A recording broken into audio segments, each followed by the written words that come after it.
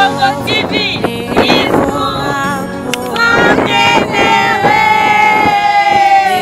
on a canal Congo TV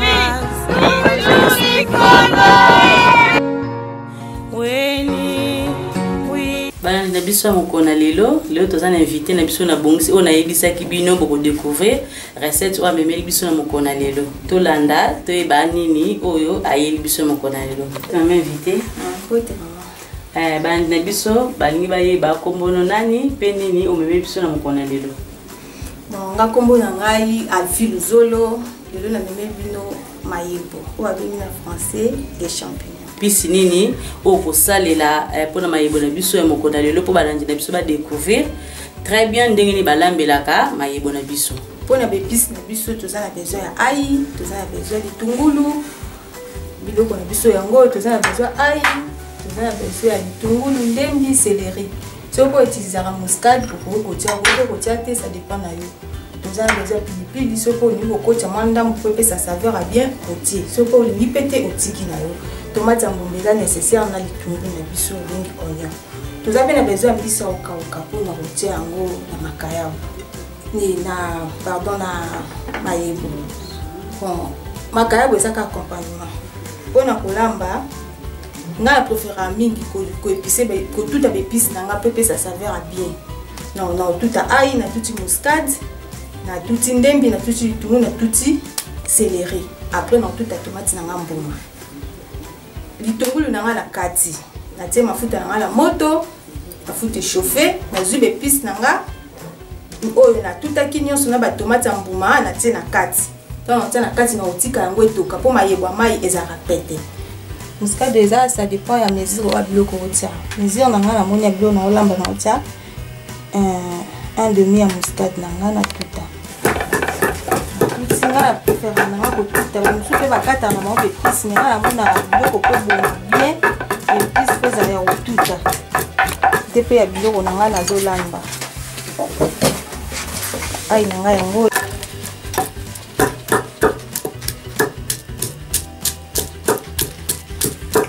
na comme étape na nga ya ndembi na matungulu na nga na céleri pour na tuta parce que zapeka mesi ya biloko na olamba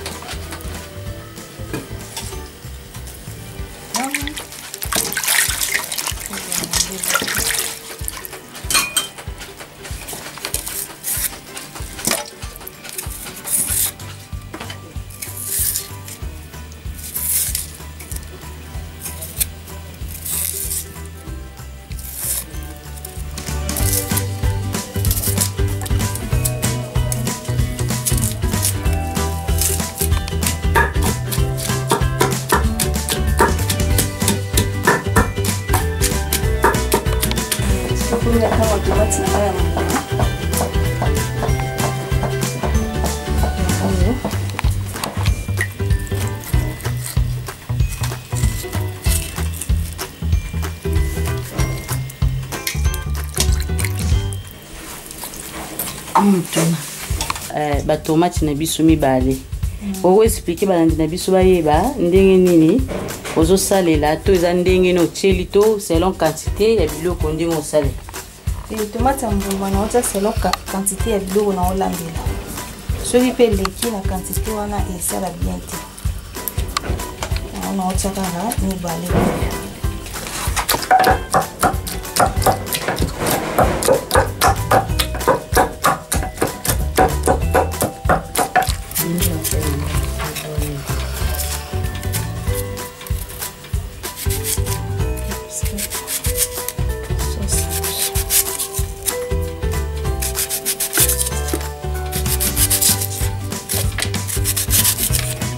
Pisi na nga na tutaki ya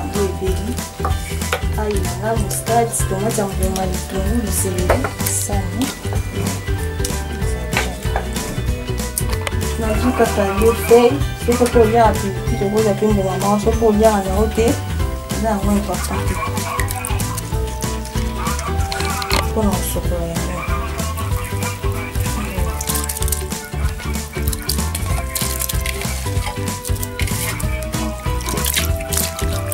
Ndio busu soko ya. Kuza na kazi. Ni kama kidogo siku.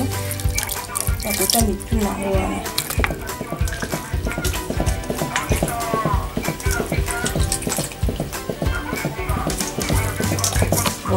Comme ce qu'on est étape en bis sur le kauka.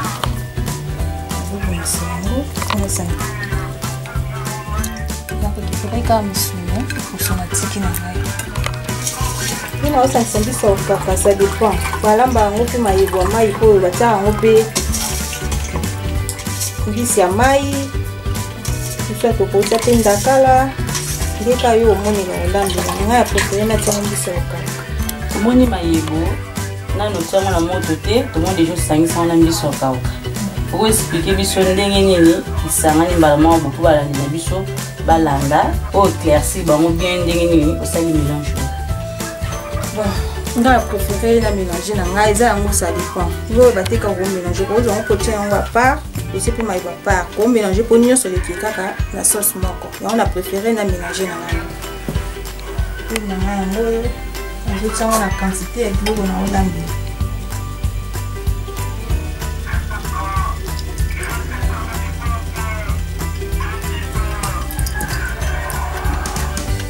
Na bandi siko yo la sauce na biso na bandi na oignon atungulu na biso na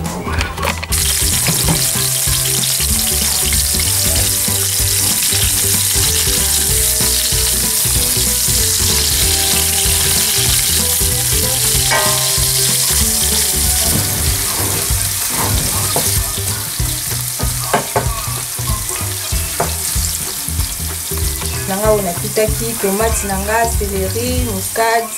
ail na mwa fei nanga na tina kati na boki peka na sauce ya matungulu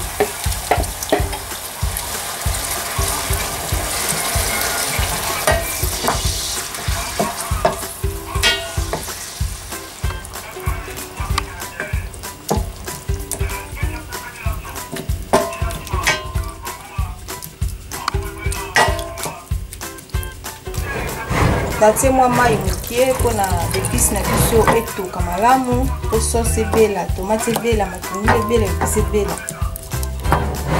yango na batisi mwa mai mukie po kotikela temps etoka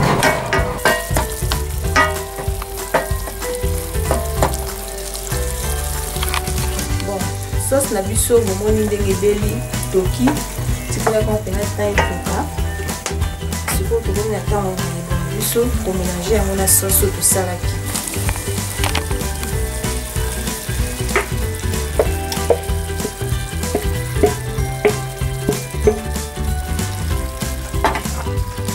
na mélanger maïbo na ngai ndisa okako na sauce na otiango mai te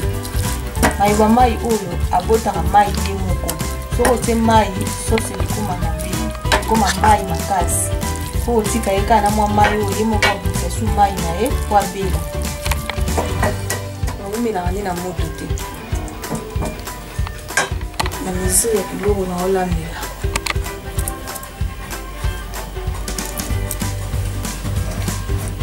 ndakisi mpe bouillon na ngai ndambo na sauce na nga oyo nauti kosalisa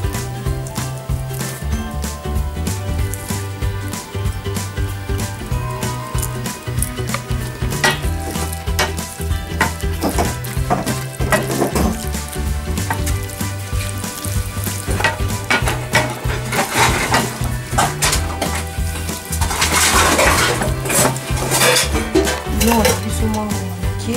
po ebela biloko na biso ebela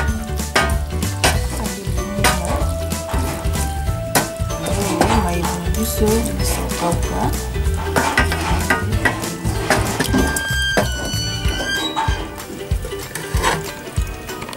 Moni recette na biso mokona lelo tokomi na suka. Pour biloko na biso déjà ebeli ndeka to présenter yango. Eza na bato oyo bazwi biso na retard. Tokopesa passe na mama na biso ameka kozongela lisusu ba ingrédients asaleli na mayebo na biso oyo totina biso kauka apesa biso ba détail biloko oyo yatina kati ya recette pour to présenter bino mokona lelo. Mama pour kopesa biso ba détail ya recette na biso mokona lelo épices oyo saleli pe olimbo la sauce malamu po eza na bato bazwi biso na retard. Baluka bayeba bamoni ka recette baluka bayeba détail na ndeni to saleli to bepisi ni to saleli. Lelo tozaki na recette na biso ya mayebo ya mai. Pour na bepisi tu utiliser tomate mbuma, ndembi, bitungulu, muscade, ail na mbisi kokauka. Bepisi na biso tosalelaki yango wana.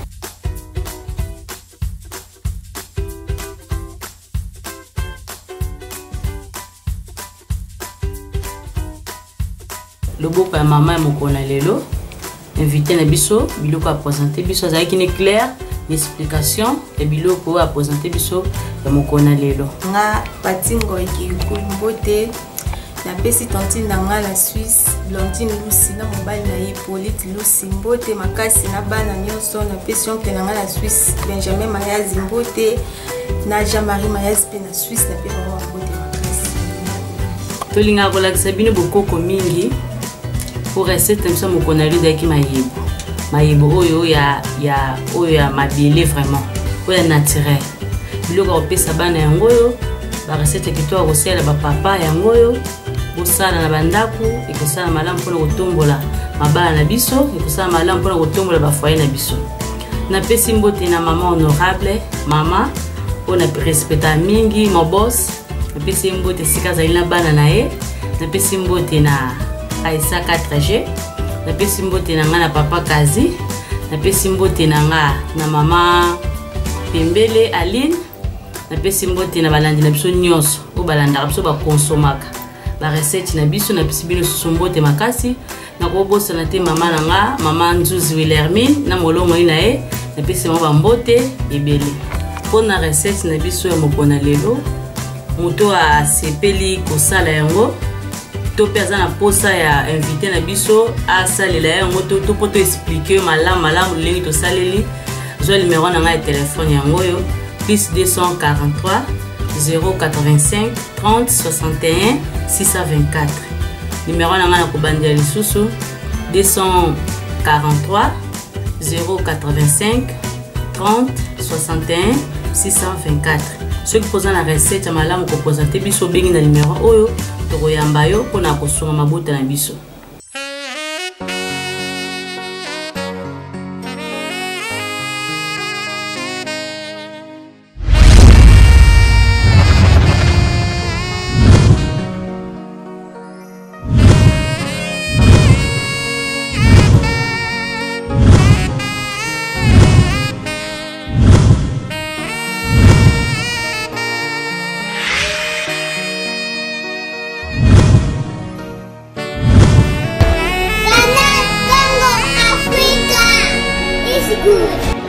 Canal Congo TV.